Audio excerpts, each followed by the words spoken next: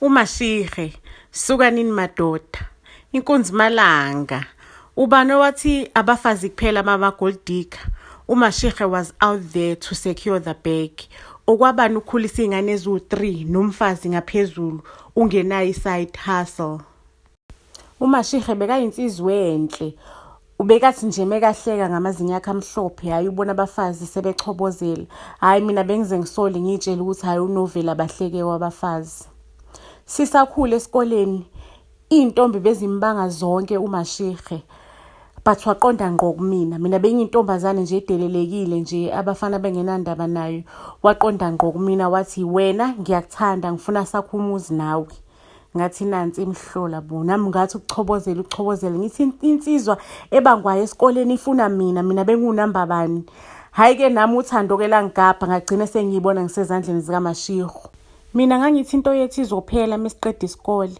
Ayisuka nini madoda liyavuthwa into lakhulu uthando. Ngithe ngibona nangu uMashire sezokhipha inkomo ekhaya. Hayibo sashada phela ngalindele mina. Bengitohoza uMashire wangiyekisa umsebenzi. Wathi yena kana umfazi ozotohoza itoho lingacacile. Angihlale ekhaya ngibheke izingane ngikhulisa izingane. Lapho ke uMashire bekenza umsebenzi we-dam dredging. Lo msebenzi ubumhambisa kakhulu bekafika nje endaweni mhlawumbe ahlale for 6 months or ahlale for 12 months, sometimes 2 years, 2-3 years ebhizi ngalo msebenzi wakhe. Kodwa asuke kulo ndawo aye kwenye indawo.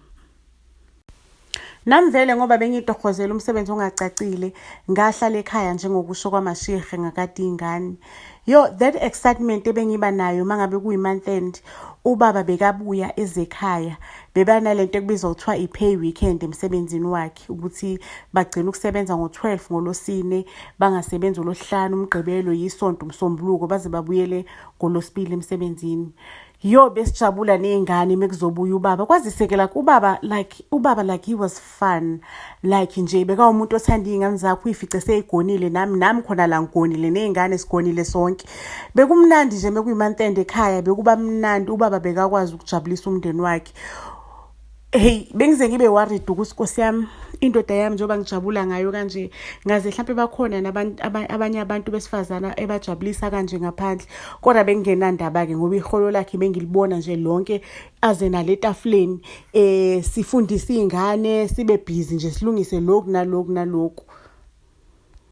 Umuzi besihlala kuwona ke bengasiwona umuzi wethu bekuwumuzi womndeni. Kodwa bekade kunomalume oyi1 o-owner lowo muzi. So umalume bekahlala kude eThekwini enomuzi wakhe thina sihlala lapha emakhaya. Njalo uMashire meyabuya emsebenzini abuye sizohlala sonke emzini lo bese kufana ukuthi umuzi wethu bese sihlale kona vele iminyaka eminingi. Yize ke amandla besingakabike namandla ukuthi nathi mhlawumbe siphuma ikhaya lethu ngoba ngokukhula kwezingane ziningi idingo. Hayi ke umalume lo wehlale eThekwini ke wabuya ke wehlala emadolobheni wabuya ke wathi yena useyabuya emadolobheni umhlaba umehlula umhlaba umshayile usezohlala emzini wakhe. Hayi saqala kwezinyangana ke sahlalisana. Hayi imndeni emibili ayikwazi ukuhlala ndawonye. Akusoze nje kwahlala abafazi ababili endaweni emzini oyi1. Hayi nami ngagcina sengimfostela la kuMashire ngithi Mashire njengendoda enza umzamo asiphume kuleli khaya enza umzamo njengendoda yami uwena wangishada wangisukisa ekhaya wangiyekisa umsebenzi ngicela wenza umzamo siphume siyohlala kwenye indawo. Ayike uMashire ke waba under pressure waze naye wawenza umzamo ngempela. Ayikwaba khona indawo ayithengayo uMashire.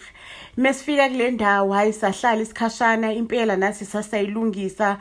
Kwakune garage lalakhiwe lalingaqedeliwe. Lo muntu uowner wale ndawo yakhe igarage wangaqeda ukulakha. Hayi safike saqedelela ukwakha leli garage sahlukanisa kawu2 sahlala lapho izingane zahlala ngala mina ngahlala ngala noMashire. And then waqala ke manje uMashire eseqala ukuthi manje usekwakha umuzi. Hayi sesiphakathi naphakathi nokwakha umuzi kwafika amanye amadoda awu2 ezositshela ukuthi acela siphume esayithini yabo le ndawo yathengiselwa bona. Thina sesinesikhathi sihlala seze siyakha. Nansi imhlola bona le ndawo siyikhokhela futhi uMashire bengaqedi shona nokuyikhokhela bakayikhokhela kancane kodwa u30,000 wona bese ukhiphile usuhleli phansi. Lamadoda asitshela ukuthi asiphume endaweni yabo.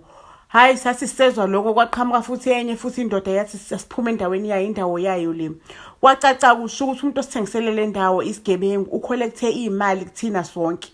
Nathi besibhalansa sithi asiphumi la sesikhokhile. Sasagcina sekufakwa amaphoyisa kule ndaba. Kwabe indaba enkulu kwaze kwadecide ukuthi ngcono ungahlali umuntu kulomuzi kule ndawo up until isolveke lenkinga. Lapho ke thina sesiwaste imali enkulu sakha le ndawo. Saba ondinga sithebeni ke kanjalo sesingenayo indawo yokuhlala. Sekuthiwa manje asiphume sesikhishwa namaphoyisa kulendlu ngoba sekuyabonakala ukuthi hayi sekuyophuma isidumbu phansi ngoba laba abanye obaba sebesigijimisa ngeibhamu nje sekushubile sekuyashunqa. Hake lapho cabanga ngisele ngedwa ngoba uMashihe usebenzele ekudeni. Okay saphuma kuMashihe njengendoda ke waphanta wahamba waye enkosini kwenye indawo wacela isite. Uyayazi le ndaba yokuthi ukhiphe ikese enkosini ukhiphe nebhodlela uthenga inyama kudliwe mhlawumbe ukhokha u500 or 1000 bakuphi isite bakusikela isite. Wenza njalo kuMashihe hayi wahamba wayothatha ngisho nelone ebank wathenga ama bricks.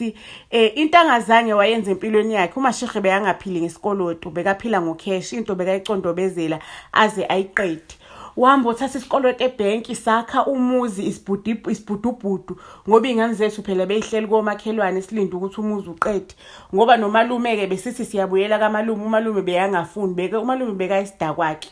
Uyamazi umuntu onenhliziyo ebitha oshawo umhlaba ukuthi uhlupha kanjani beyangafuni ukuthi sibuyele lapha bekathi asiphindele sivela khona. Hayi ke sawakha kumuzi ngaleloni fast asakhanga umuzi omkhulu nje sazakhela u3 room kodwa ke ubu right for thina besikwazi ukuphila futhi ifurniture besinayo. Sawakha u3 room nje ikhaya lethu lafudumala kwabamnandi. Episode 2 uyalandela.